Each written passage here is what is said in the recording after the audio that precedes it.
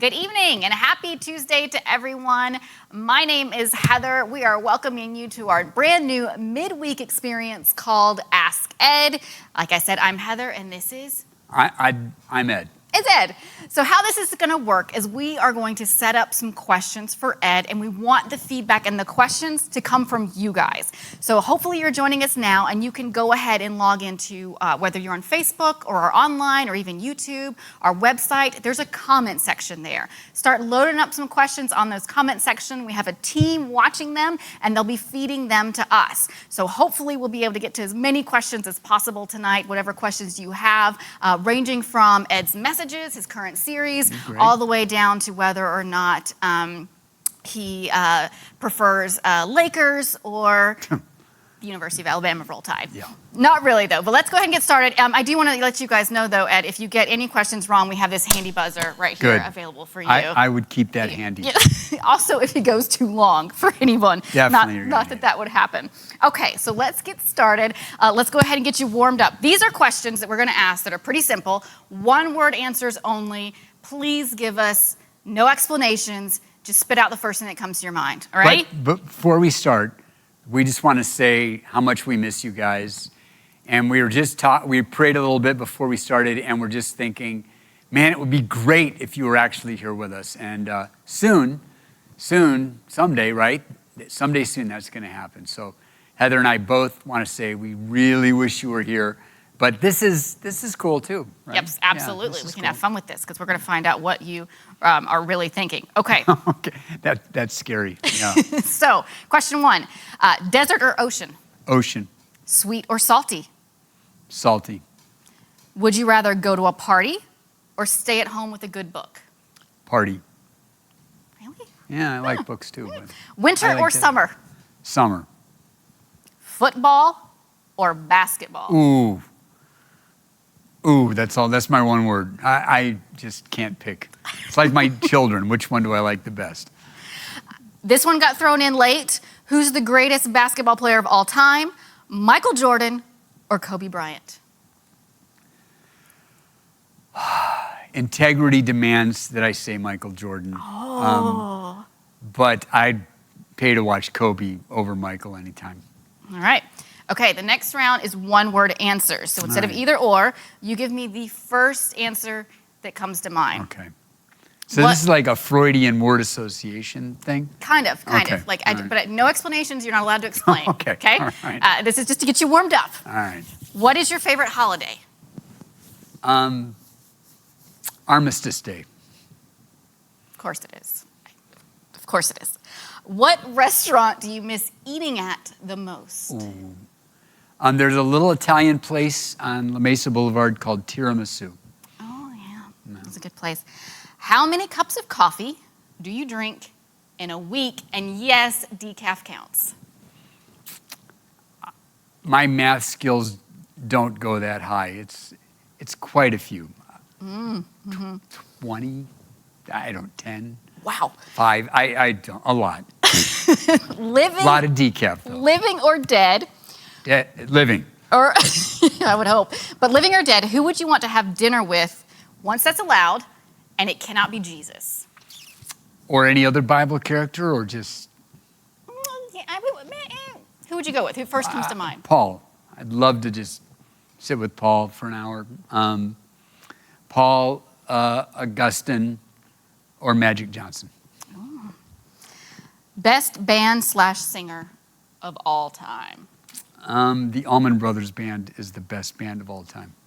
All right. So this is our final round of our warm-up. These are short answer questions, so you can give us a little bit more. Mm-hmm. What is your favorite thing about being a pastor?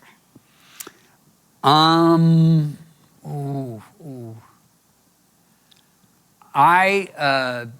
love when God uses me and us to see the kingdom move forward, whether that's in one person's life or our community, to see people connecting with Jesus, especially people like me that really were far away from God and didn't know, like were totally disconnected from the church. When our church helps somebody like that and I'm any part of it, love it.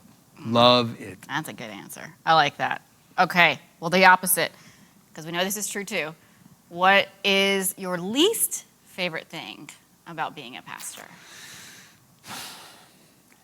The funny thing is, my least favorite thing is sometimes the most profoundly rewarding thing, but that's just walking with people through some of the worst times of their lives.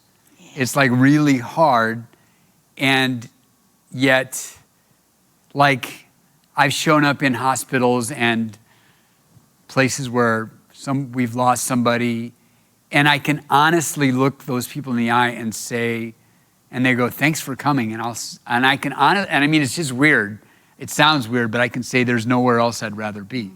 And it's just kind of weird, but it's weirdly true. And it's mysterious, and it's super hard. So, yeah, maybe that's not a great answer for least favorite. That's the hardest thing. I'm going to go with budget meetings. Budget? Yeah, I guess I like those way less. Yeah, I don't like those, and yeah, that's a good one. Okay, so now we're going to shift. They're emailing.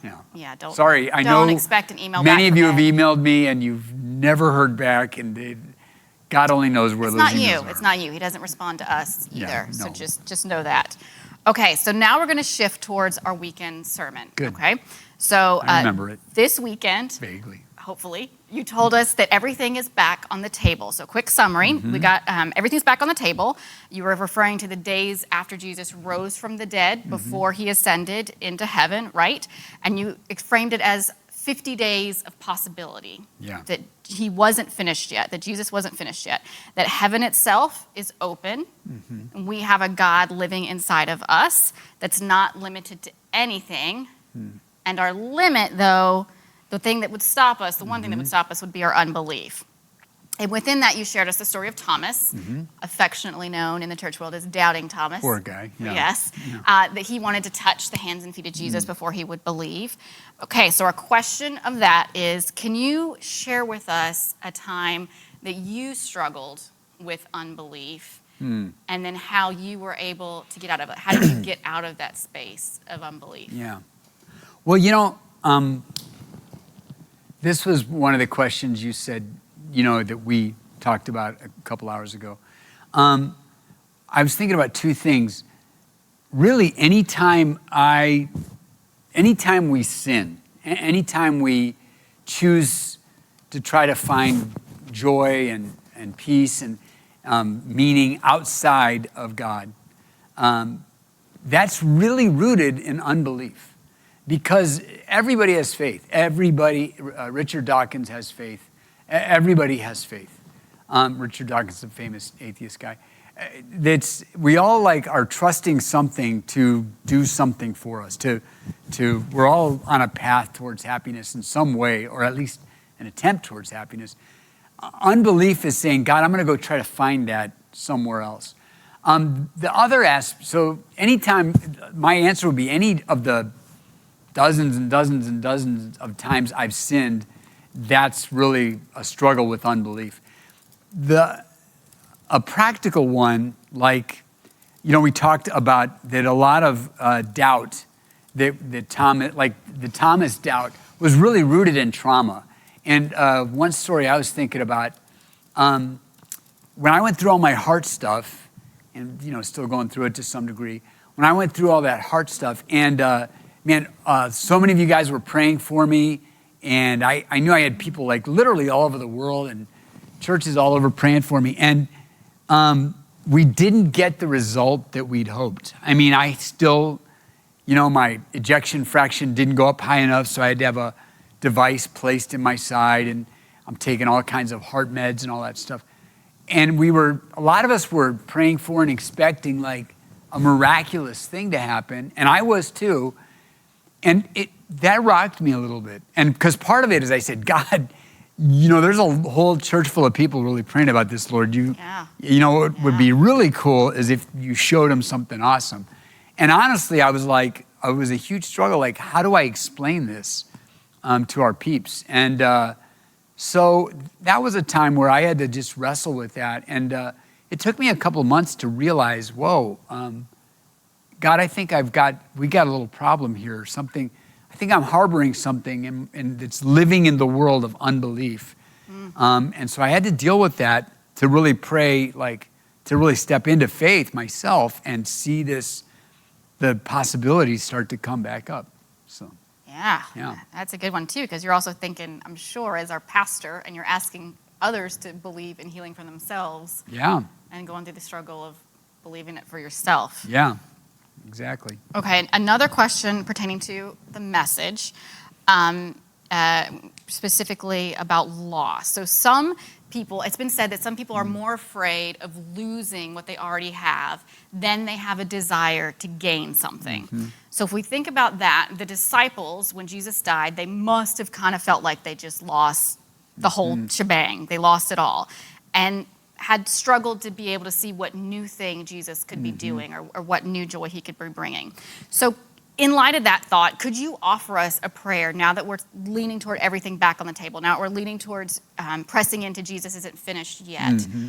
How do we press into that? How do we believe he's doing a new thing? How do we go into that? How do we pray when all we feel like is we've lost? So if we're in a season of losing, whether that's income, whether that's relationship, whether that's being in isolation, how do we feel like there's a new thing? How do we pray? How do we pray in that space? I think that's exactly where the series and the message, that's a really great question, because that's where it's taking us. They were reeling on that first weekend, and probably, for 50 days, they were like trying to figure out how to process what the heck just happened. They'd been hit by a truck, first of all, when they saw Jesus, tortured and killed. And then just as they were getting up, another truck came and hit them again.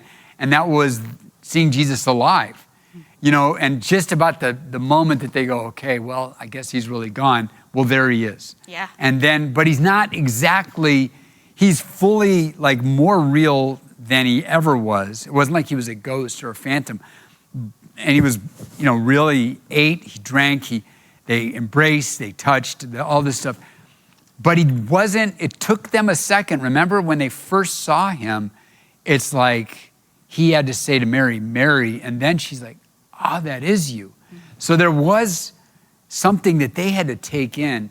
And I think that basically the resurrection finished the story of of loss that Jesus was leading them into. Because there was a moment where they kept thinking, well, the kingdom of God, that means it's always up and to the right. I mean, our charts are always going to be more, better, improved, happier, easier. And Jesus said, whoa, if anyone wants to come after me, let him deny himself, take up his cross, and follow me. And, they're just like us thinking, this cross you speak of, Jesus, what exactly does that mean? And then a little later, they're like, dang, that's what it means. I mean, they'd seen crucifixions, but they couldn't imagine the Messiah being crucified. So resurrection completes the story. And just like with Jesus, now we are followers of Jesus, and we follow him, and we do exactly what he said. So the prayer would be, Lord Jesus, I pray this almost every day over all of us, and over me for sure. I pray, God, help me to live consciously in your presence and to please you more and more. And then I say this, Lord Jesus, help me to deny myself, take up my cross, and follow you. And so that's the prayer I would pray, because we know now in the 50 days of possibility, we know that what's on the other side of that loss is resurrection. And Jesus' advice is not to pretend the loss doesn't hurt. It's not a Monty Python thing. It's only a flesh wound. I mean, it's like, that didn't hurt. It's more like, no, Lord, this loss is very painful, but I will follow you even into loss, because I know that our story is always resurrection. So even if we lose ultimately, what if we lose our life? Because some of us will, and some of us have a journey. you know this, we've got 3 families right now waiting for this scourge to end so they can bury their loved ones and have a service right in this room. And it's sorrow upon sorrow. But we know that our story of the cross, for our personal cross, ends in resurrection. So without that, this whole thing, Paul says, we're just pitiful fools. Without the resurrection, we're just like, why are you people doing this, right? So, yeah, that's the prayer I would pray. Okay. And I do pray. Now, here's one that stuck out a little bit for some of us. I'm going to ask it in 2 parts. The first one's real quick. So you told us in the message we need to drop our demands. We're talking about demands on God. So give me real quick an example of what you think it sounds like to make a demand from God. Just real quick. Yeah. Give me a specific, like what you're thinking. I think a lot of people pray a prayer and they go, God, I really need this one. I got to have this. Lord, whether it's for a healing, for a job, for a mate, for a restored friendship, for something. And it's like, and then it doesn't happen. And they're like, well, where was God when this happened? Where was God when I was praying for this? And it's like, you didn't set it up as a, God, prove it to me. You're not like a Thomas that said, unless, ume pistoso, that I will never believe. But it really was kind of a demand. Because when it didn't happen, you're like, well, then God, you and I have a problem. Like a deal breaker almost. Yeah, deal breaker is a great word for that. Yeah. Okay. So say I'm in the thick of that, though, or in the moment of that. To me, sometimes some of those demands on God, maybe for me personally, are a little bit like, you got to make sense of this, or you and I aren't going to work together, or whatever. So the idea of taking my demand and dropping it can be difficult, especially in that season. Is there a way where maybe the demand can be more open-handed versus dropped? Like, is there room for that? Yeah, I think when we're honest with God, and I think just surfacing it as a demand, then there's a part of us that goes, okay, I know it doesn't work this way. Like we all most of us before the message even, we knew that giving God a list of conditions that he's got to meet, we know that's a non-starter with God. But just bringing it up to God and saying, God, I don't know how I'm going to deal with this if this doesn't get fixed, or if you choose not to do this, or God, help me to think about this or feel about this, or somehow, be okay with this. You're going to have to help me with that. And I think when we come to God with open hands, even if the demand is still in our hands, I think if we just call it, God, say, I feel like this is a demand, God, and I don't know how to get out of this. I don't know how to be okay with this. I don't have to force myself to be like. Yeah, I think that, there was that story, I almost threw this in, but I went too long as usual. But in Mark 6, it says that Jesus went to his hometown and they were like, dude, we know this kid. What, Messiah, what do you mean? And there's his mom right over there, and we knew his dad before he died. And, and it says, and he could do no great miracle there except lay hands on a few sick people because of their unbelief. And then I think it's Matthew that says, and he marveled. The Greek word is thaumazo.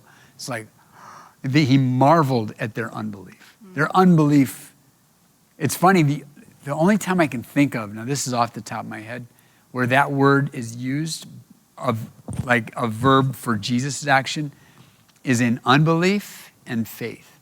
Remember the centurion? Yeah. It says he marveled at his faith. Yeah. And then in Nazareth, he marvels at their unfaith. So, yeah, I think their attitude was very much all right, Jesus, let's see what you got. It's like with Herod that wanted a magic trick from Jesus. It's like, but if we just call it out for what it is, God he'll meet us in that honesty. Yeah. All right, I'm going to switch gears a little bit. So we have some questions certainly relating specifically to the season we're in right now. Yeah. And then we have some overall, some theological type God questions. So I think I'm going to hit on some God questions first. Sure. And then move us more into the specifics. So keep those questions coming, guys. They're good. I'm getting them up here, so we're moving in. Okay, first question. Lately, I have been struggling to understand, this person wants to say anonymous. Lately, I've been struggling to understand, believe how my prayers can change anything. If God knows my heart, knows what I need, and knows what's best, then how are my prayers meaning anything or even needed in order to change something?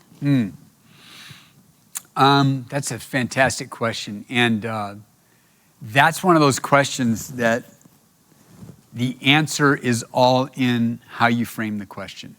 So the key there is not to find the right answer, although that's a fantastic question. The key is not to find the right answer to that, because then it's like where on the sliding scale does this all go? The more helpful task with this subject is to say, how do I ask this question in a way that reflects reality? The reality that God tells us about, the reality of our world and the reality of the kingdom that has come and already begun in our world. And maybe that's the way we think of that, is to think, Jesus has said, my kingdom has arrived. When I've come, my kingdom has arrived. The Spirit is in you. And if you've connected with Jesus, God lives inside of you. And God has invited you not just to ask God for stuff, but to stand with God and fight for or contend for the things that God wants to do in the earth. Mm-hmm.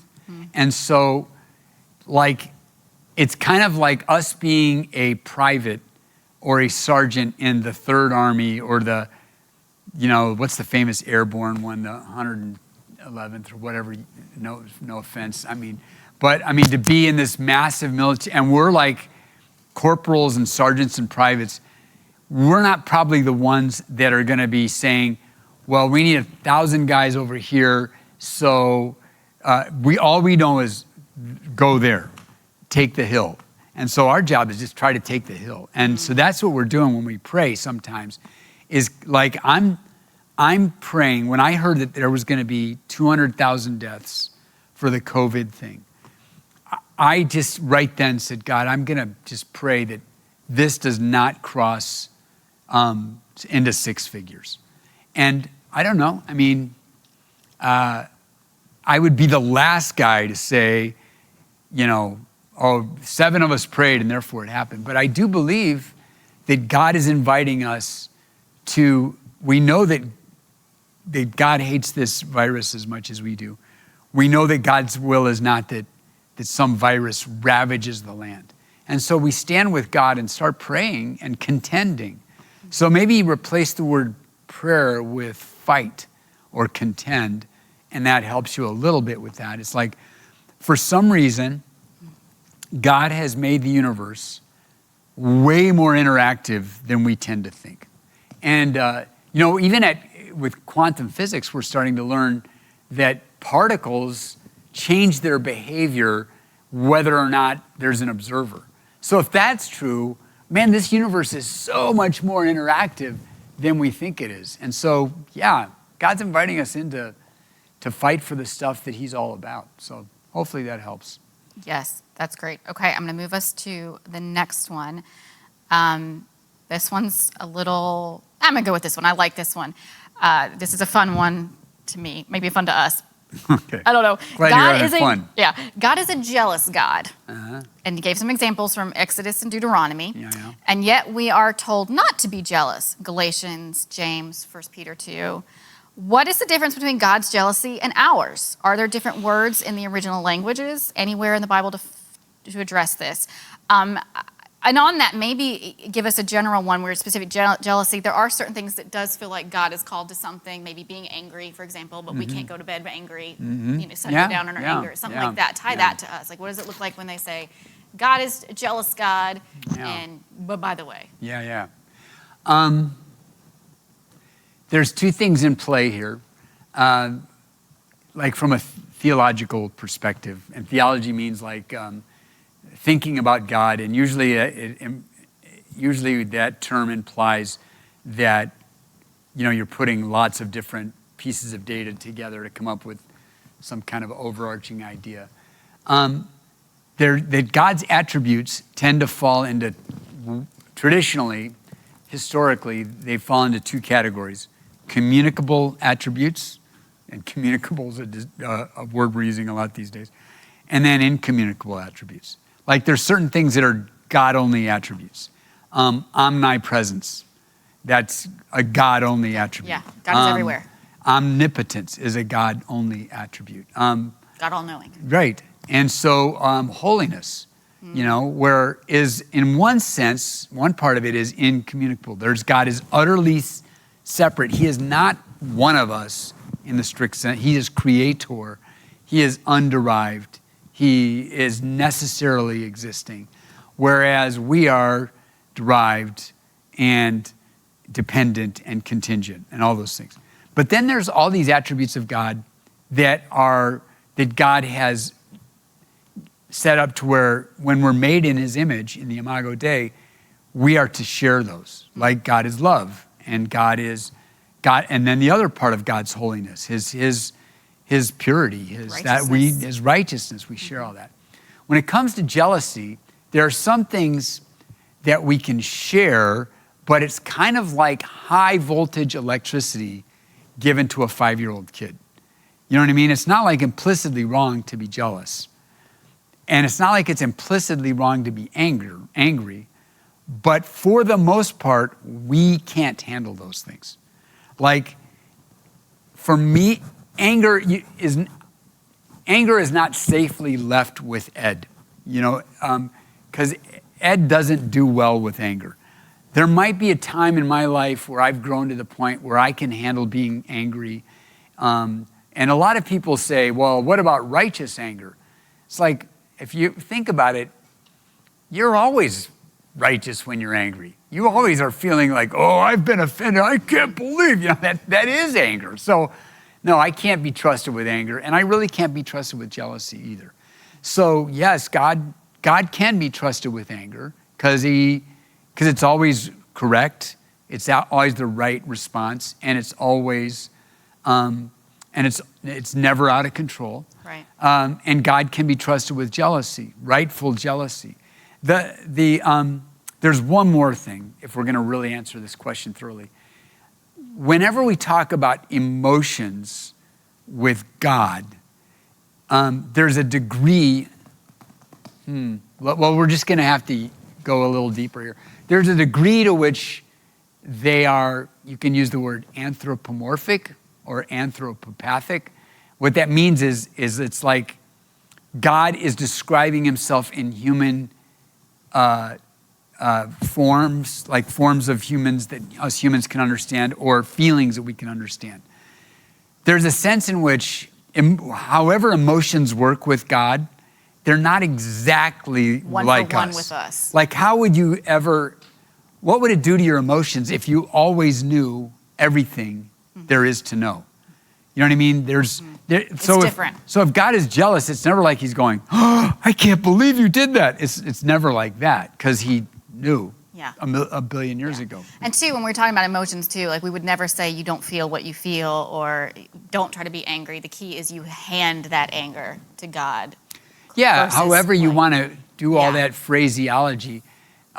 Most of us have decided, and I think it's right, that it really isn't smart to try to just pretend you don't feel stuff or to tell yourself something that's not emotionally true. But on the other hand, you don't want to just say, well, that's just how I feel. Yeah. That's those are both equally unhelpful ways to deal with that. Looking at the time, we're at 7:30, half an hour in already. Gosh, wow. That went quick. Yeah. So we're going to move towards some of the chat room questions, live questions, All right. and a lot of them are geared toward where we are right now. So the first one I want to ask is coming from our live chat. When we're feeling overwhelmed by what is going on right now, what are the best words to say to yourself to help you get through the moment? Ooh. I am a big fan of two classic passages in the Bible. As you guys know, if you're a journey person at all, you know that we are big on the Lord's Prayer, the Our Father, the Pater Noster, whatever you want to call it. Every time I pray that, and that's a huge part of my daily prayer thing. I pray it over me, I pray it over you, I pray it over my family and stuff. It serves to like take my face like you would a child and it lifts my eyes up. And I realize, okay, the present yuck is not the last word. I'm also a big fan of a super famous part of the Bible called Psalm 23. The Lord is my shepherd, I shall not want. I think just those lines right there. It's like, God is my shepherd, and if God is my shepherd, then I won't lack for anything. He'll make sure of that. And so, I'm with whoever you are, I'm with you, man. This present thing is distressing and depressing and discouraging, but our hope is not that on this day, surely by May 1st we'll be out of this. Surely by May 15th we'll be, surely by June, who knows? But here's what we do know. God is our shepherd, and he's going to keep taking care of us. Anytime you can find a psalm and quote that over yourself, that's one of the best things to do. I think that kind of makes you, it gives you the assurance that this isn't just wishful thinking. These are things that God has spoken thousands of years ago and have remained as a mountain that is as solid as the side of a cliff,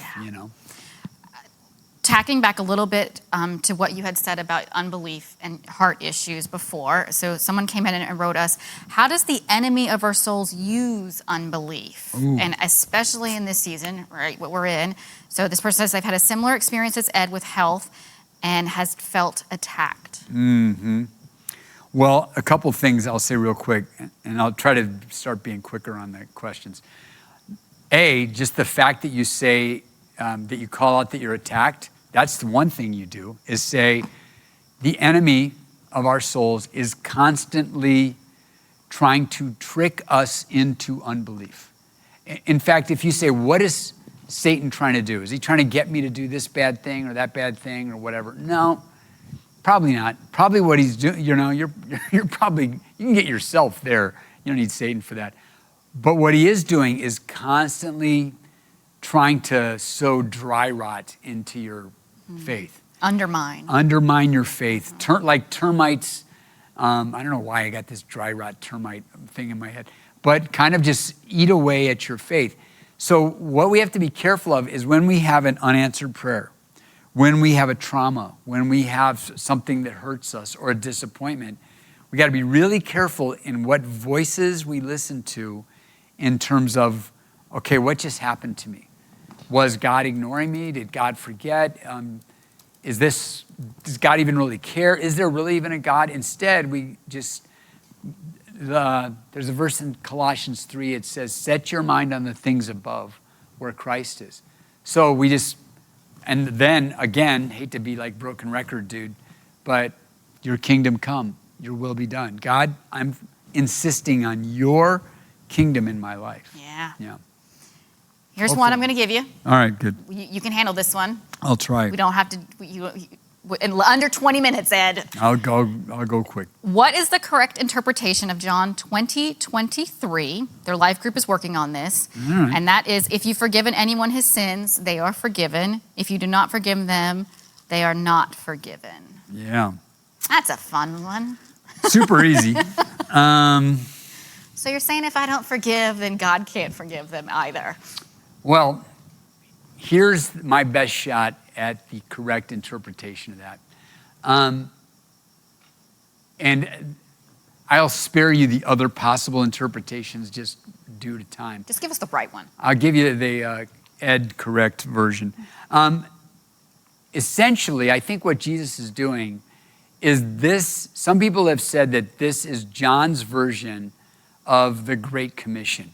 If you're new to church, you might not know all that terminology. In every one of the stories of Jesus, Matthew, Mark, Luke, and John, and Acts, again, which is Luke part 2, Jesus ends his time in the 50 days of possibility. All of them end with Jesus going, okay, guys, here's the deal. we're going to go change the world. And you guys are going to make followers of Jesus, followers of me, of all kinds of people, regardless of ethnicity, regardless of their nation, their culture, their location. You guys are going to be, this thing is going global. So it's basically Jesus giving us the commission, like okay, here you go, here's the deal, and giving us the authority. So here's the question: what's involved in this message that we have for the world? Well, the message is that, a core part of it is that Jesus died on the cross so that you could be forgiven of your sins, and the way back to God. The kingdom of God is now available to you for you to live in right now because of what Jesus did. And that forgiveness is so powerful and so catalytic. So Jesus was saying that you guys will be the agents, you'll have the exclusive franchise on doling out this forgiveness to the world. I don't think this means that Jesus is saying we get to decide whether people get forgiven or not. I do think Jesus is saying the message that you have and that you are giving within your community is the means by which people get forgiven or not. So if, say, people go, I hate the church, and I hate you guys, I hate Christ followers, you guys stink, then those people's sins are retained. They're not forgiven. Forgiveness comes through Jesus. And so I think that's kind of, if you think like that, you're on the right track in terms of understanding that. Puts more a differing viewpoint on us when it comes to forgiveness and that accidental stumbling block we could even become for people. Yeah, and it's also like a huge thing where when I'm like inviting my friend to a simple act of saying, hey, sending your friend a text and going, hey, you want to go to church online with me this morning and we can talk about it afterwards, or inviting them to your Zoom group or whatever, it's kind of like you are trafficking in this verse. Right. Yeah. You are being an agent of forgiveness, even though it's a process. And if they say to you, no, I'm not interested in that, well, it's kind of like they're passing up on forgiveness. So it's a pretty heavy verse. I grant you that. Good question, guys. For sure, if stuff comes up in your life group, absolutely, that's a great way and I might just drop in on your Zoom group this week and see what's up. Let me go through this one real quick. This is a fun one. Why do we not use the name Yeshua instead of Jesus? Primarily because you people are too lazy to learn Hebrew. So if we want to go, I say giddy up. Let's do this. Let's do this thing, all right? So that's the main reason. Yeshua is, it's the same reason that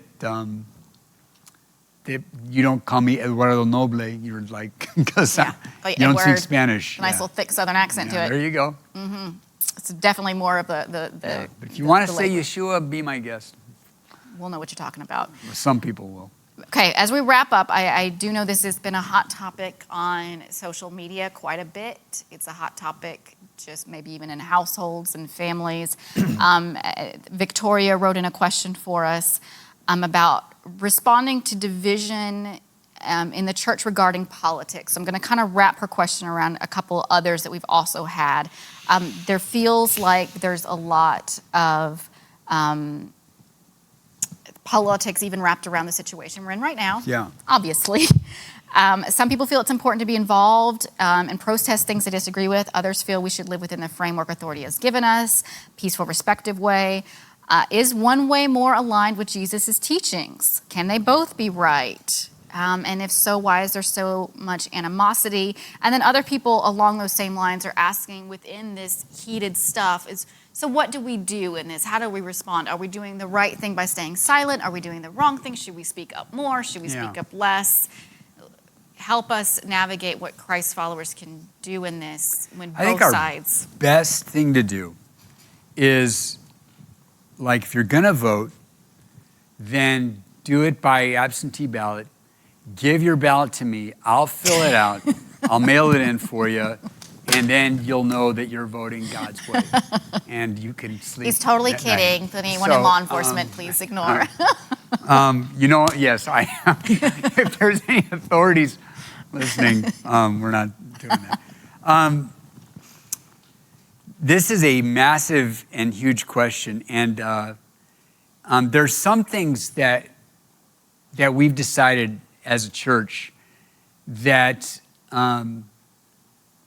are excruciatingly difficult decisions. And believe it or not, the decision to say, for the most part, we at Journey don't do politics. We don't do partisan politics. Believe it or not, that's a really hard decision. That was excruciating because there are times when I feel like, man, are we being silent in something that we should be speaking up on? Even in saying that, there's certain things for us at Journey that we don't consider political that other people would consider. Totally. Like, we are unashamedly pro-life. That's not a political position. I know some of you think, that's politics. No, it's not politics. One of my really good friends that I'm arm in arm with this is a long-time registered person on a certain political party, and there's others that are on the other party, but together we're saying, Imago Dei, baby. I mean, Imago Dei. That's just kind of we're not saying you have to agree even with us. We're just saying that that's who we are, and we're living that out every time we do a food distribution, the 2911 maternity home that we love and support so much, and that personally I give to myself over and above and stuff. So that being said, I think if you want to know like how we roll at Journey, and that's what this is, I'm okay with other Christians and other churches going, no, this isn't how we roll. And I mean that when I say maybe, okay, I'm not imposing this on any other church. We want to continue to be about Jesus. Every church would say that, I would hope. And also, we want to be continually about, like our mission statement, right? Helping average, everyday, ordinary, unchurched, dechurched people connect with God through Jesus Christ and experience the depths of life with God. When you look out at our community, or pretty much any community in America, but especially ours right now, about half the unchurched people in our community have this political view, and about the other half have that political view. And so if we say, identify with this one, then all the people that have that one immediately, that's just the way our politics are these days. If they immediately write off the people that aren't on their side. You're putting a roadblock no matter which one you pick. Well, yeah, and you're either dumb or a bad person for having those views or whatever, right? So for us, part of it is like our main calling kind of informs our sub-callings. Now, within that, I would hope that as an individual Christ follower, I have a lot of very defined political views. They're mostly right. And No. And the thing is, though, in all seriousness, I would hope that we as Christ followers would not only have, be informed, be biblical in the way that we think and vote and advocate, but also even be persuasive to our friends towards certain things that are moral and good and just and right and all those things. And be voices for righteousness, be voices for justice, be advocates for those things. As a church, what we do is kind of go straight for the actual righteousness and justice.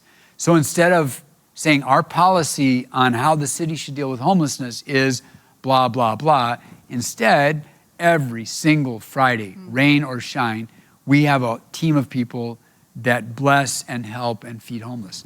Instead of like, here's our policy on this and that, we have a food ministry with dozens and dozens of awesome volunteers that feed people lovingly, and they love the people that are of our community. So, that's just kind of the kingdom way for us at this point. And I'll say one more thing. Don't take this as a promise that we will never say anything that has political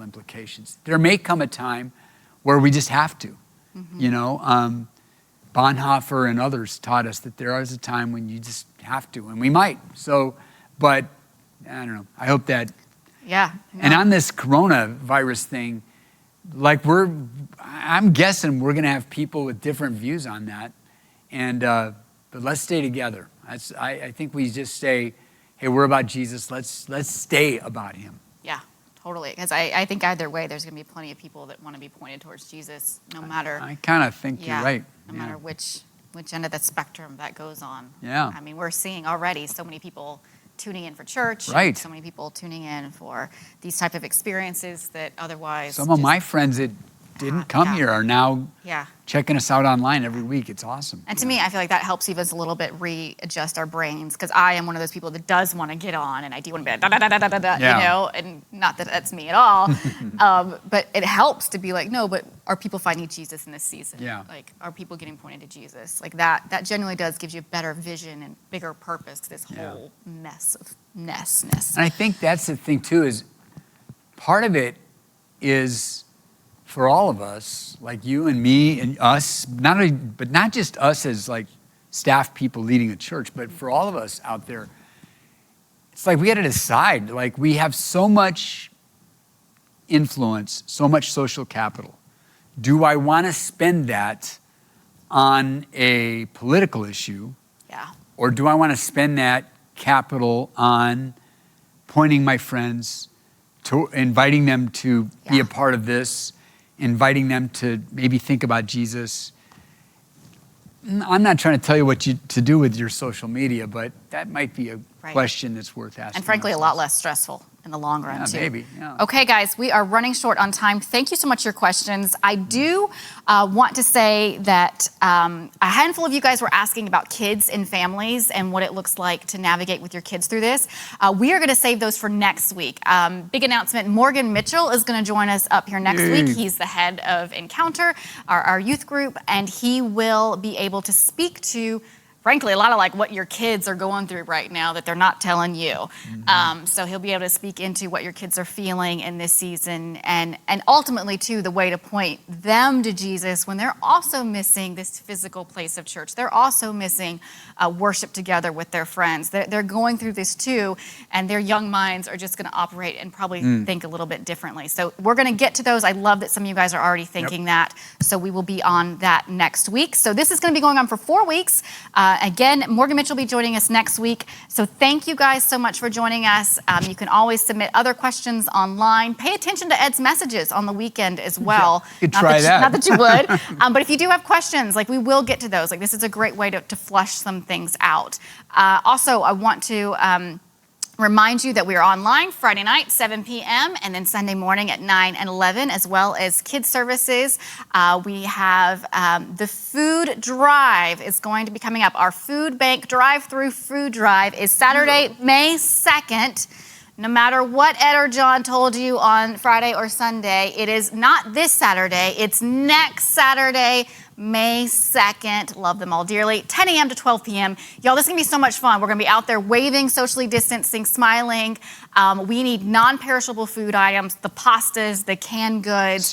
Cereal, all those things that Lucky Charms. Come in a box, Lucky Charms. My husband actually has those. Gosh. So all those non-perishable food items. Guys, food is just going off the shelves. We are seeing hundreds come by. Yeah. So if you are in a position where you can do that, do not make a special trip, but go on your regular grocery store trip and go ahead and pick some extra items up. That would be awesome. And then come wave at us. We're going to do a drive-through, perfectly safe, social distance, mask, gloves, the whole bit. They have a system down that's awesome. It's beautiful. So we would love for you guys to participate in that. All right. They're looking at me like, please, Heather, stop talking. So let's close out. Again, we'll be back next week, same time, Tuesday, 7 o'clock. You guys are awesome. We'll be seeing you soon. Love you.